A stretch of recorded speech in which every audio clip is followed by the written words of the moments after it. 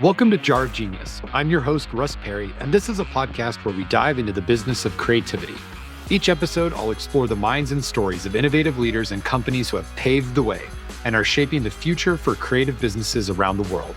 From groundbreaking business models to extraordinary creative campaigns and the innovations of technology we use and will use ahead, I'm excited to help you not only run a creative business, but thrive in this ever-changing and always challenging landscape.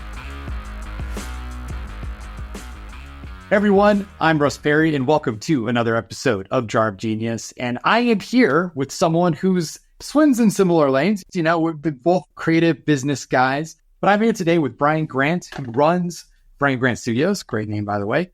And Bryan is a seasoned, I'd say, not multi-decade, but you've been doing it for a while. Creative professional in motion graphics, working for brands like Oreo, NFL, and many others I'm sure we can talk to. And today, Bryan, I'm so thankful for you to be here because we're going to talk about, we're going to just go on into the depths of what creativity is. But I'd like to start with just a simple question. And that is essentially your definition of creativity.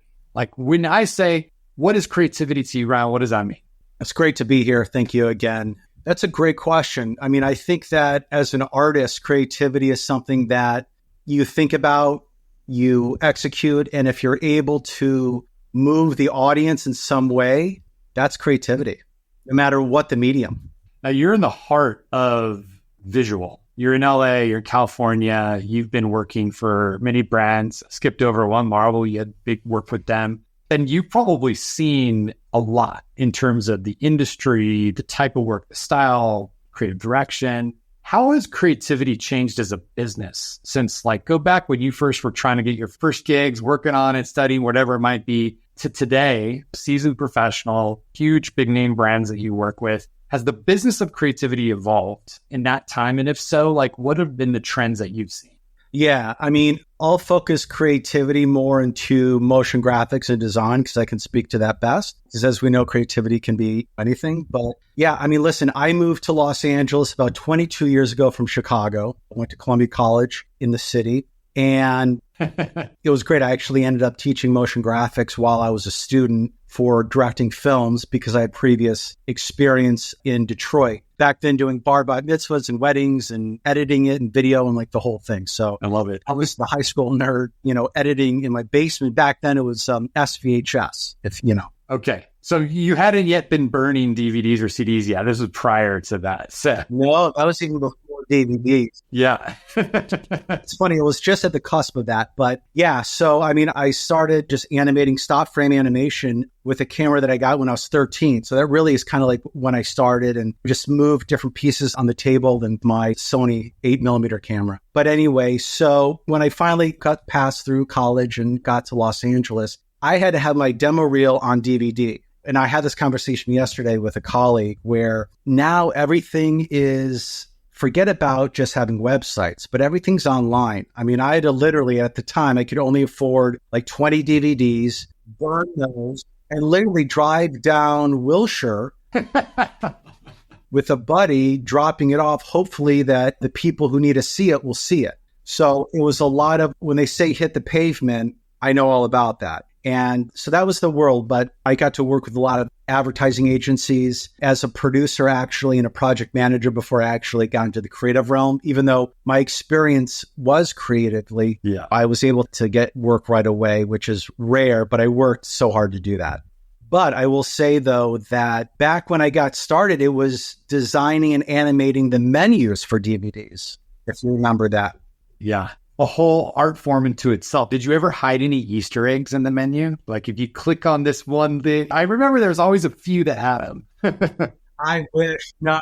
Yeah, I was so green at the time. I probably didn't even think of that. Plus, it was so corporate. It was for Warner Brothers. And I remember it was for the movie with Tom Hanks, Road to Perdition. And that was the DVD. And so anyway, but that's what the majority of the work was then. I mean, of course, there's titles and all of that, but at least my start was the DVDs. And so the start of my career really kind of happened. I was working for a place that's no longer, and they were in Burbank. And the clients would come in and sit over my shoulder. And rarely, which by the way, for all of our creatives listening, this is the nightmare scenario, which remote work hopefully has alleviated a little bit. But I remember being in an agency setting and clients are like, let's do this together. Exactly. I'm sure that you've seen a meme where it's a graphic designer with a client. If you're designing it with me, it's like 20 times more, where if I do it, it's going to be like quarter of the cost. To your point. No, exactly. But this is actually pretty cool. I mean, the client was great, but going back to that story, the producer, the project manager at the place that I was working at wasn't always with me. Yeah. So it was literally just me and the client. Yeah.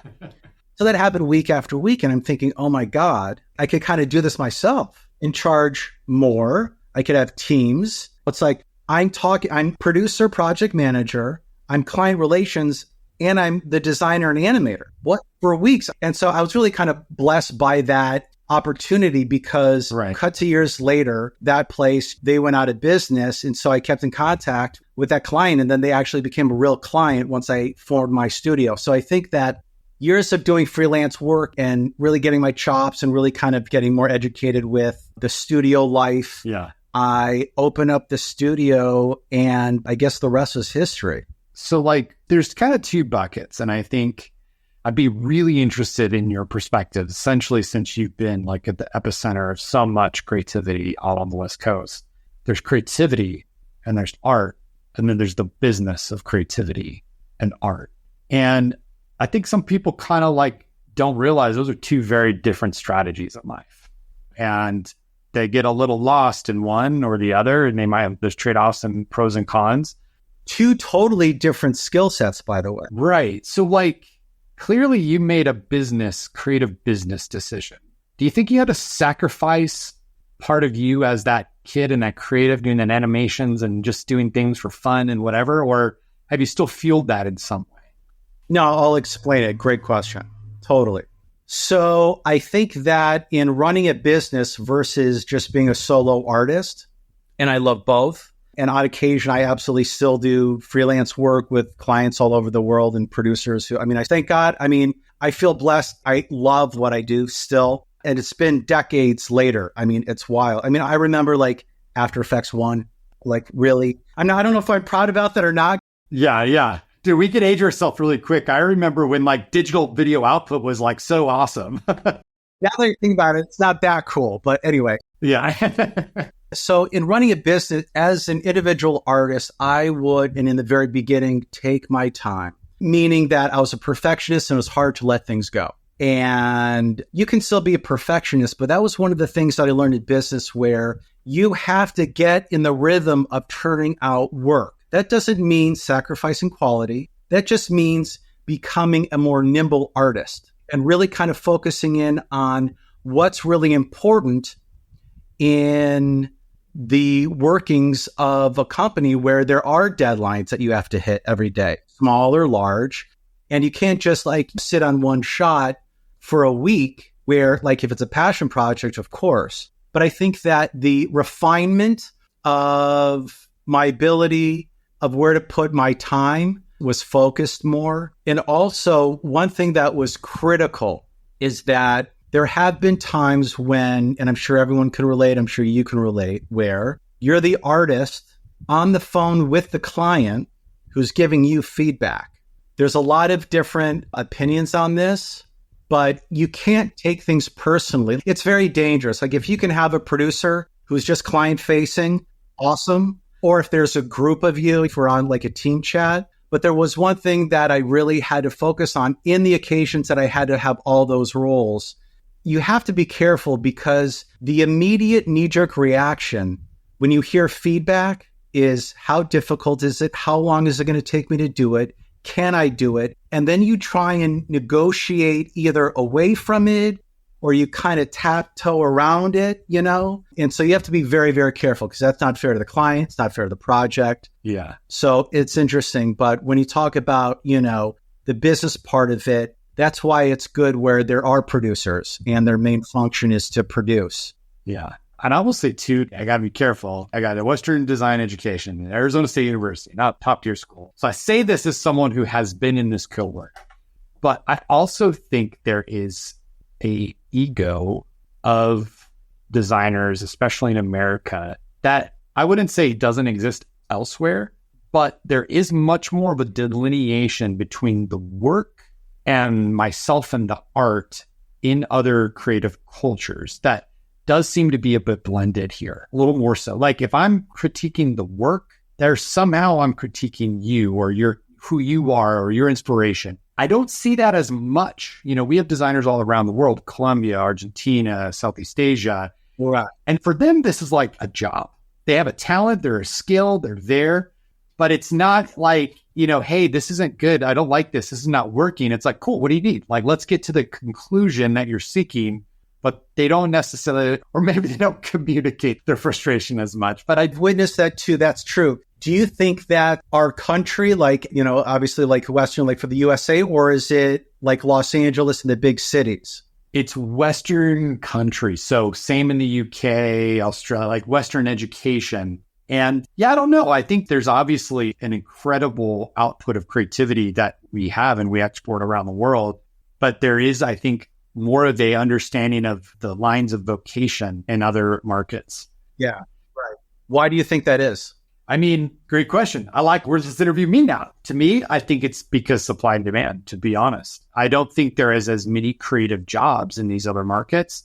And so there is a sort of a hesitation to push the envelope, to disagree, to get out of line, to shoot yourself in the foot by telling you what I think. Because unfortunately, if you lose that gig, it's a much tougher market to replace. And that's obviously not maybe necessarily the best for the end creative product, but I do think it's created a more agreeable side of working environment where it's like you get the electrician out, the electrician's going to do the thing. And if you're like, move the light here, the electrician doesn't get offended that you want to move the light here. He's just like, I'm going to do it. It's my job. Right.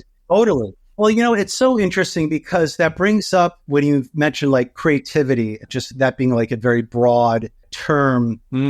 It is very personal, right? Like, yeah, it can be because it's your heart and your soul. And as an artist, you want everyone to love it. But in the business, you can't love it right away. It's like, okay, that's round one. Yeah, this is working. It's not there yet. Like in business, there's an understanding the journey is way long. Where like when you're starting, you're kind of like, okay, I'm done. Like, if you're working on a personal project. Or school itself, going back to the educational process, often the work you're designing is to get the approval of a teacher, a professor, someone who's saying yes or no, this is good or not, which creates like, I got emotional at that point. And it's based on a task or two or three. You know what I mean? Yeah, with 6 weeks to complete in school. Exactly. No, totally. I mean, it's like right out of school, by and large, it's okay, well, the task of like rotoscoping, that's all you're looking at versus like the full project. But anyway, yeah, it is amazing. And so like cut to today with AI, which there's been conversations for the last 5 years longer, but yeah, especially this year, it is wild. I don't know if you've experienced a shift in volume of work, but I have never had more people reach out looking for work from me this year than ever before. Interesting. Unpack that a little bit. Why do you think that is? Well, there isn't that much work. Yeah. There just isn't. Specifically, and let me frame that more. There's certainly work out there. People are working. Don't get me wrong. So you mean work as in people to work for you, not clients looking to hire you? What do you... Correct. Yeah, let me reframe that exactly. Yeah, that was too broad. I mean singular artists. Okay, got it. Singular artist. There's an artist who, 2D, 3D generalist, worked with this person for over a decade. Yeah. He hasn't worked all year. And he's amazing. So it's not skill-based. This person told me like they shaved their rate. It's not even money. It's wild. Do you think it's a lack of kind of economic and like creativity as a whole is just not creating as much? Or do you think studios and people creating things are finding other resources like Gen AI or off market outside of the country? Yes. I hope you love this podcast because I could do 10 more with you on different subjects. I love it. We are just getting started in season 1. So I'm excited to bring on more guests and repeat guests. Well, this is only season 1? Yeah, well, sort of. I was told this is season 4. I'm out of here. No. It's an continuation of a previous podcast, but we rebranded. So Totally.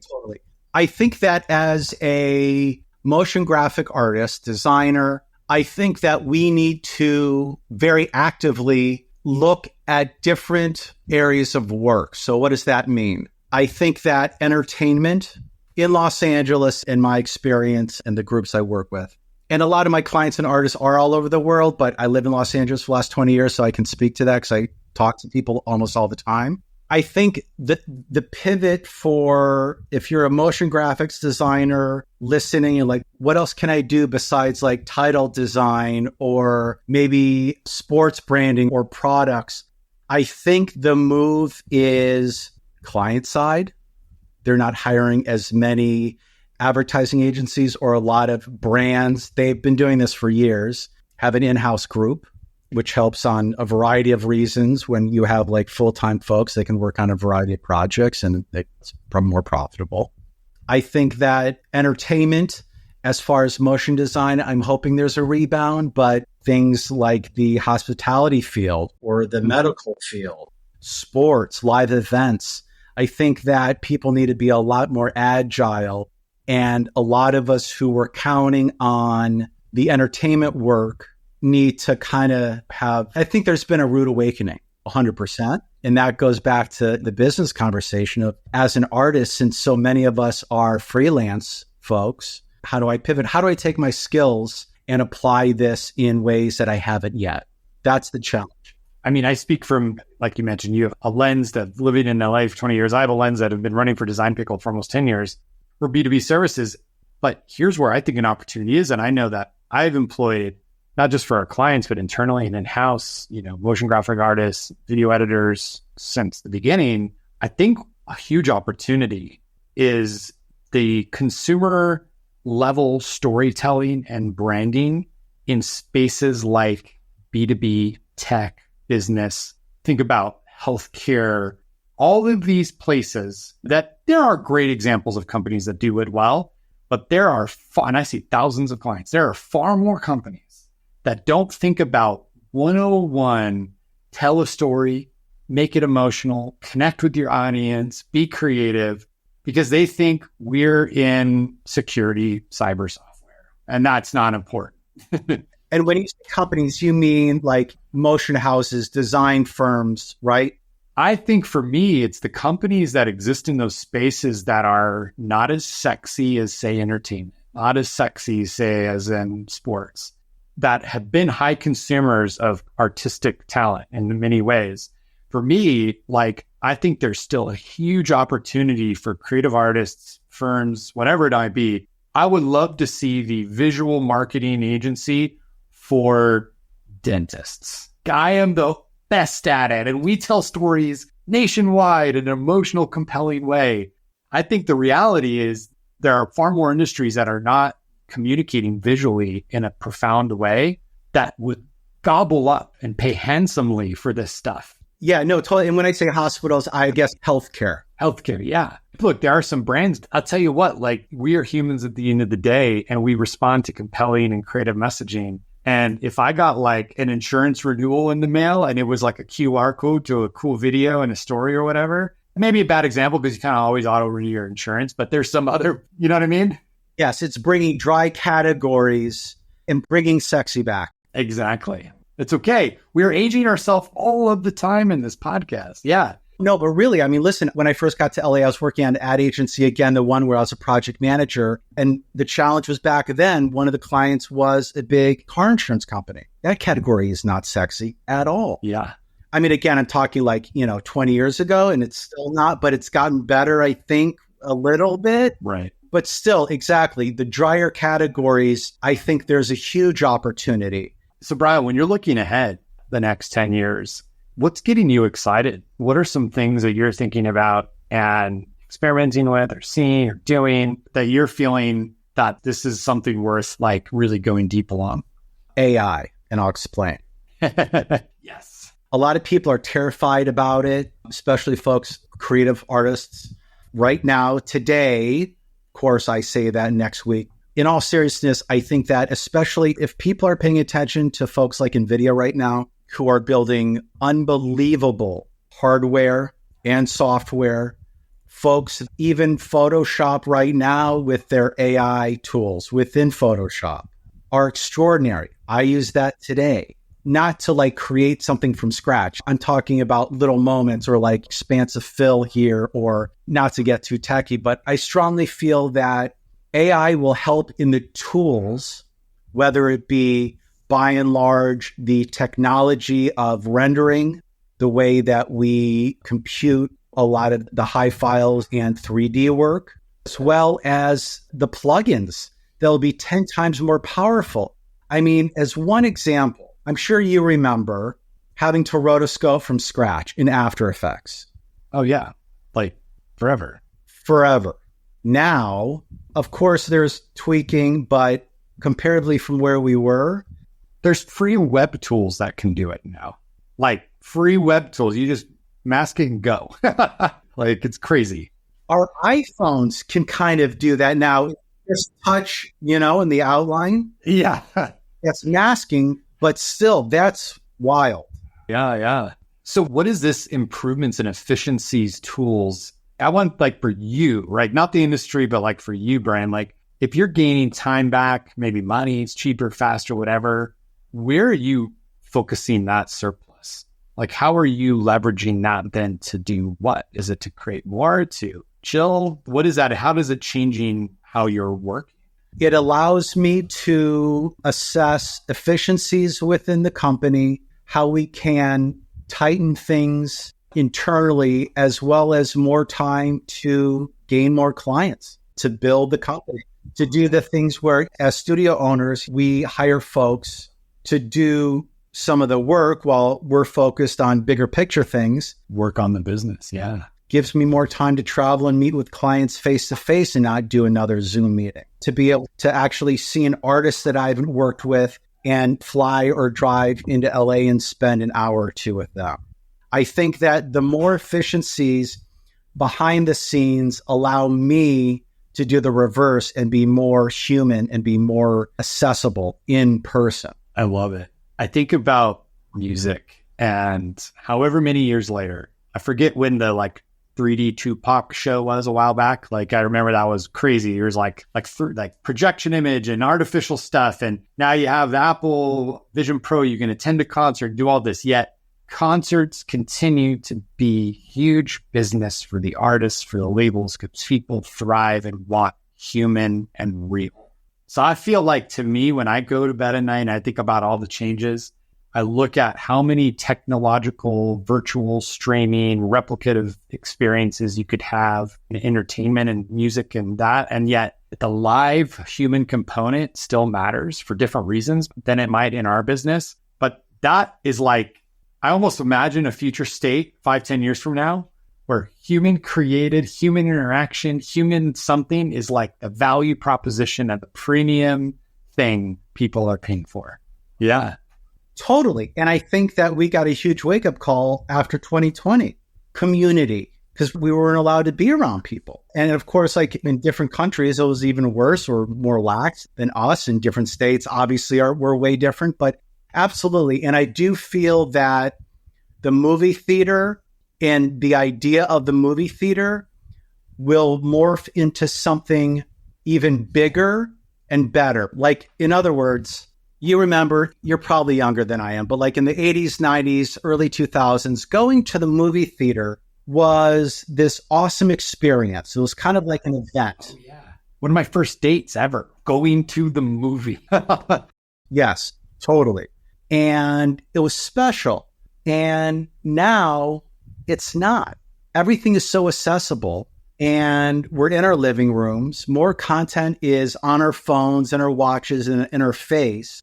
That, going back to what you were just saying about, the value of community and people, I think will, in the irony of like AI and digital and everything's accessible, and especially with the goggles, going to the movies will be, and I think it's going to be more than just movies. I think there'll be more offered in those settings. But if I were to put my money down, I don't think that a lot of the big national movie theaters, I think those will stay and they won't be demolished and put into condominiums. A lot of them will stay and they will evolve into something new. I hope so. I mean, or my dream is there's just way more private room karaoke places like there are in Asia because they lack those. I feel like, there's some in LA, but, not as many in other countries. So maybe we can just convert them all to that. Yeah, exactly. Connect. But it's about connection. I think that's the main thing. So totally. When is the last time you went bowling? Well, I've been to a place with bowling quite frequently because it's those like family entertainment centers, and we'll go play games, do laser tag, do bowling. But like you mentioned, in the evolution of the movie theater, it needs to be more than one thing, because whether it's ADD or people's attention span or just the variety, because people like different stuff. And I think it has to be maybe something more, right? Like to be able to have a movie or really great food or watch a concert in that space with your friends or whatever it might be. So love it. Well, Bryan, we try to keep these short and tight, and I feel like we could keep going on talking about AI, tooling, some war stories from your client past, but I'd love to give you the opportunity to allow people to know how to connect with you, whether that's your business, your websites, your social profiles, see what you're doing, see how you're evolving, and to definitely stay in touch if they want to learn more. Absolutely. Thank you for that opportunity. Yeah, it's my name, BryanGrantStudios.com. That's the site. You can find me on LinkedIn, and then feel free to email me. It's the same. It's my name, Bryan at BryanGrantStudios.com. Awesome. You can ask Bryan about his early days of Adobe After Effects and see all of the original projects. But anyway, everyone, thanks for listening today to another episode of Jar of Genius.